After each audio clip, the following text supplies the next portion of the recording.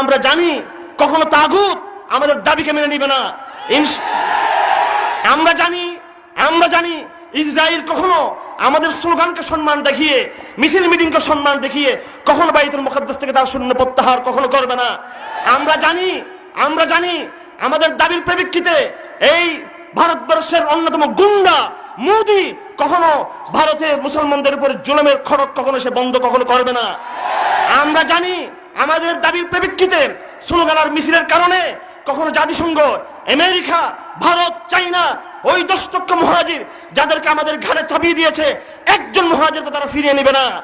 আমরা জানি আমাদের দাবির প্রেক্ষিতে তারা আরাকানের মুসলিম রোহিঙ্গাদের এক খণ্ড ভূমিকা, এক গজ জমিন কখনো তারা আমাদেরকে ফিরিয়ে দিবে না কখনো।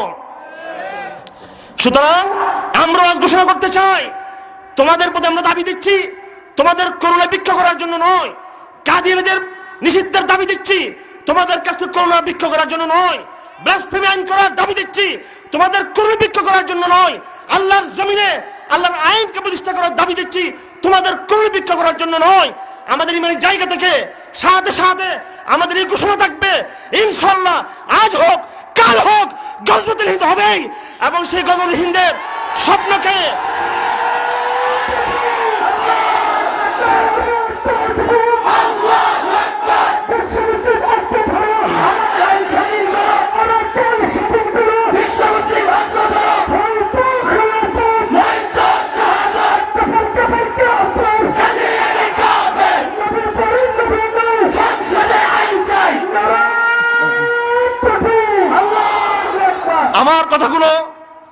আমার কথাগুলো আবেগ থেকে নয়, আমি শুধু আবেগ থেকে কথা বলি না। নিশ্চয় এখানে আমাদের সাংবাদিক ভাই রয়েছেন। আমরা প্রীতি, ভালোবাসা, ইসলামের মহব্বত, রাসূলুল্লাহ সাল্লাল্লাহু আলাইহি ওয়াসাল্লাম যে দিন নিয়ে আসছেন সেই দিনের প্রতিটি বাণীকে আমরা আপনাদের কানে কর্ণকুহরে পৌঁছে দিতে চাই। আমার ওই নবী, যেই নবী ভালোবাসার কথা বলেছেন, সেই নবী যুদ্ধের কথা বলেছেন, যেই নবী সালাতের কথা বলেছেন, হজের কথা বলেছেন, সেই নবী জিহাদ ফি সাবিলিল্লাহর কথা বলেছেন, যে নবী ইতিকাফের কথা বলেছেন, সেই নবী হিজরতের কথা বলেছেন। যদি নবীর প্রেমিক হয়ে থাকো, অবশ্যই নবীর সমস্ত বিধানকে বাস্তবায়ন করতে হবে, সবগুলোর প্রতি ঈমান নিয়ে আসতে হবে। জেনে রাখো, নওয়াকিদুল ঈমান রয়েছে, নামাজ ভাঙ্গার যেমন কারণ রয়েছে, উযু ভাঙ্গার কারণ যেমন রয়েছে, ঈমান ভঙ্গেরও কিন্তু কারণ রয়েছে। পরিষ্কার সমস্ত আকীদার কিতাব রয়েছে, পরিষ্কার আকীদার সমস্ত কিতাব রয়েছে। ঈমান আনার জন্য, মুমিন হওয়ার জন্য ইসলামের, কোরআনের, হাদিসের সমস্ত কিছু মেনে নিতে হবে। আত-তাসদীক বিমা জা বিহি মুহাম্মাদুন সাল্লাল্লাহু আলাইহি ওয়াসাল্লাম, মা এখানে কালিমাতু মা আম্মাতুন, সমস্ত রাসূল যা কিছু আনেছেন সবকিছু মানলে তুমি ঈমান আনবে। আর কুফর কাকে বলা হয়? কুফর বলে তাকযীব, তাকযীবুন বিশাইইন মিম্মা জা বিহি নবী সাল্লাল্লাহু আলাইহি ওয়াসাল্লাম, মহানবী যা আনেছেন তার কোন একটি বিধান যদি তুমি না মানো তুমি কাফের হয়ে যাবে তুমি। সেজন্য আজকের সংগ্রাম আকীদার সংগ্রাম, আজকের লড়াই তাওহীদের লড়াই।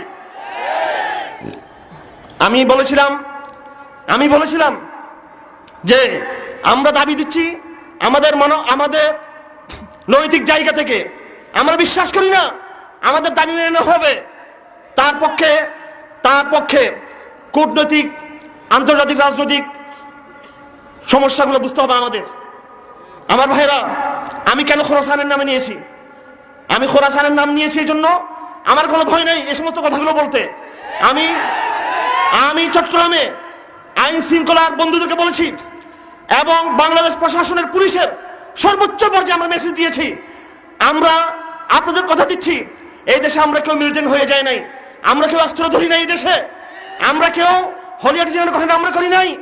কিন্তু কথা শুনে রাখবেন, গজওয়াতুল হিন্দ আপনাদের বিরুদ্ধে নয়, গজওয়াতুল হিন্দ ওই গুন্ডা মুদির বিরুদ্ধে, গজওয়াতুল হিন্দ ওই মুদির যা দূষণ রয়েছে ভারতবর্ষে তাদের বিরুদ্ধে।